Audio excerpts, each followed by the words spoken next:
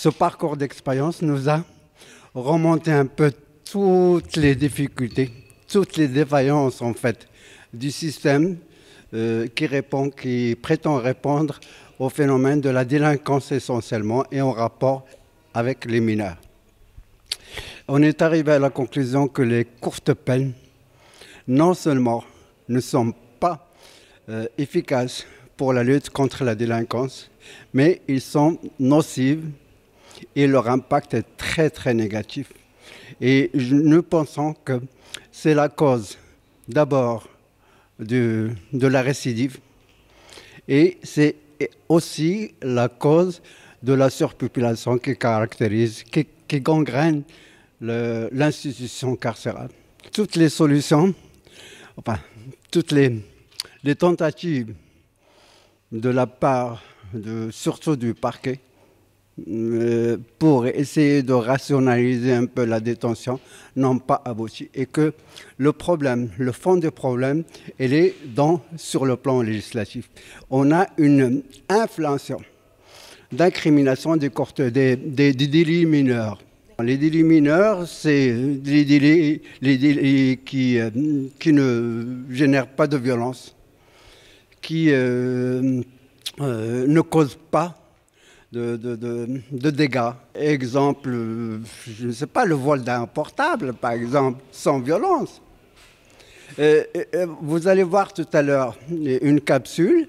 Il y a un jeune qui a été condamné à 3 mois parce qu'il a jeté de la tomate sur une chanteuse qui ne lui plaît pas. Ça, c'est un exemple.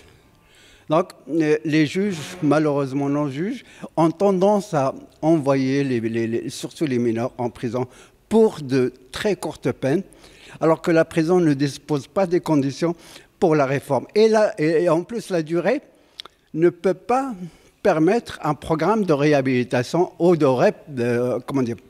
réconciliation du mineur avec de la préparation en fait à la réinsertion. Des peines allant de 1 mois à 2 ans et qui malheureusement représentent 51% des jugements. 51%, vous vous rendez compte?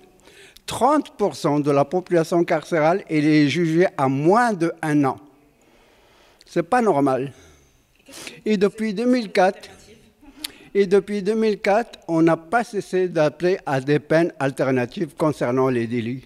Et jusqu'à aujourd'hui, 18 ans après, on rabâche encore ce discours de peines alternatives.